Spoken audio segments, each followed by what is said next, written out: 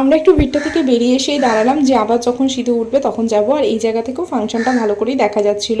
আর ও কোলেই থাকতে চাইছিল, অত ভিড়ের মধ্যে নামতে চাইছিল না, সেই কারণে এখানে এসে একটু বসলাম। কত মুখের থেকে না বড়, ওরে বাবা রে, ভয় পেয়ে গেছি। তো এই মুখোশটা ওর ভীষণ পছন্দ হয়েছে। এসে দেখো সবাইকে এরকমভাবে ভয় দেখাচ্ছে হালুম হালুম বলে। তো ওর মানে নিজে তো ভয় বুঝতে পারছে না, তো তারপরে যখন অন্য একটা বাচ্চা আরেকটা মুখোশ পরে এসেছে, ও তাকে দেখে কোথায় লুকোবে বুঝতে পারছে না, বা তার কাছেও মাঝে মধ্যে যাচ্ছে, গিয়ে বলছে ভূত কোথায় ভূত কোথায়। তো যাই হোক, খুব মজাই হচ্ছিল। তারপরে দেখুন 9:30 বাজে, সিঁদুর উঠেছে।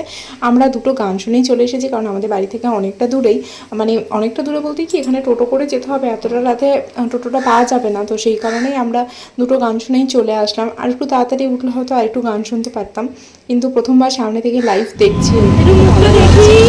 এখানে দেখো ইচ্ছা করে আরো নিচু করে দিচ্ছে মুখটাকে, আমি যাতে না ফটো তুলতে পারি, দেখেছো তো?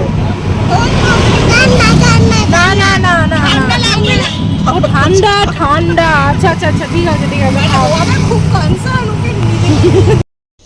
এটা একটা হল ঘর, মানে হল বাড়ি আর কি, বিয়ে বাড়ি ভাড়া দেয়, কিন্তু এত সুন্দর করে শিব ঠাকুরের অনুষ্ঠানটা করে না, বেশ ভালো লাগে দেখতে। তো আমার ব্লগ তোমাদের কেমন লাগলো তোমরা কিন্তু অবশ্যই জানিও।